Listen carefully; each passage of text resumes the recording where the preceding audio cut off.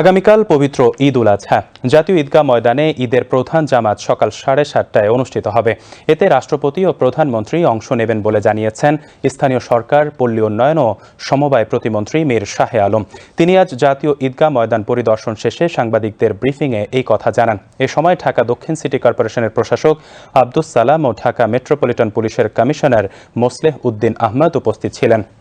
প্রতিমন্ত্রী বলেন, ঈদের জামাত আয়োজনের জন্য প্রয়োজনীয় সব প্রস্তুতি নেওয়া হয়েছে। পবিত্র ঈদ উল আজহার জাতীয় ঈদগাহ ময়দানে ঈদের জামাত অনুষ্ঠিত হবে সকাল 7:30 ইতিমধ্যেই ঈদগাহ ময়দানে সকল প্রস্তুতি সম্পন্ন হয়েছে।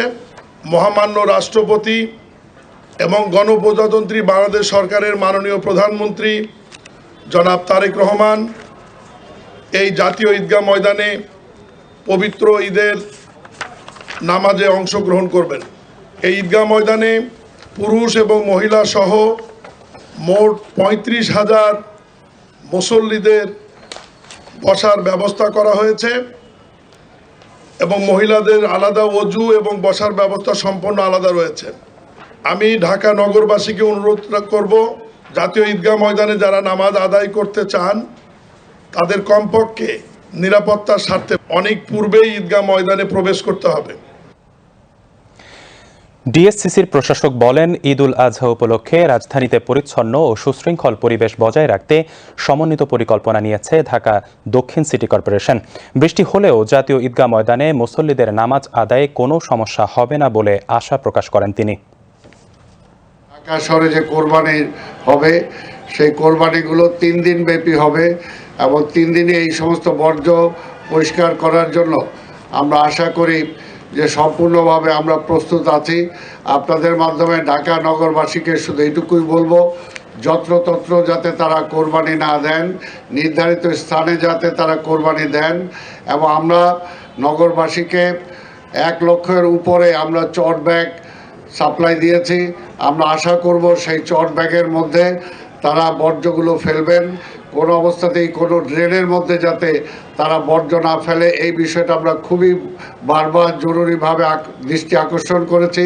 আমরা অনুরোধ করব, আপনার কোরবানির জায়গা সম্পূর্ণভাবে ধৌত করে সেখানে ব্লিচিং পাউডার এবং স্যাভলন আপনারা ব্যবহার করবেন এবং আমাদের পরিচ্ছন্ন কর্মী যারা আছে তাদের সহযোগিতা করবেন।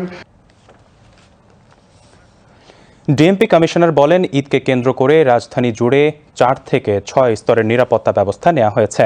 ঈদের জামাত ও নগর জুড়ে নিরাপত্তা নিশ্চিতে 1500 পুলিশ সদস্য মোতায়েন থাকবে। জাতীয় ঈদগাহ ময়দান, বাইতুল মোকাররম, জাতীয় মসজিদ সহ মহানগরীর বিভিন্ন ঈদ জামাতে লাখো মুসল্লি অংশগ্রহণ করবেন। একই সঙ্গে ঈদের ছুটিতে বিপুল সংখ্যক মানুষ ঢাকা ত্যাগ করায় নগরীর অনেক আবাসিক ও বাণিজ্যিক এলাকা আংশিকভাবে ফাঁকা হয়ে পড়বে। এই সামগ্রিক প্রেক্ষাপট, বর্তমান নিরাপত্তা পরিস্থিতি, অতীত অভিজ্ঞতা এবং সম্ভাব্য ঝুঁকি বিশ্লেষণ করে ঢাকা মেট্রোপলিটন পুলিশ একটি সমন্বিত প্রযুক্তি নির্ভর ও বহুমাত্রিক নিরাপত্তা পরিকল্পনা গ্রহণ করেছে।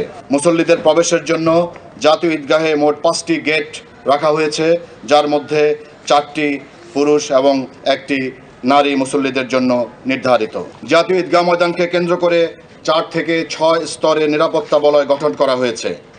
ঈদগাহ ময়দান ও আশেপাশের এলাকা এসবির সুইপিং টিম এবং সিটিটিসির ডগ স্কোয়াড দ্বারা সুইপিং করা হচ্ছে এবং সুইপিং করা আরও হবে।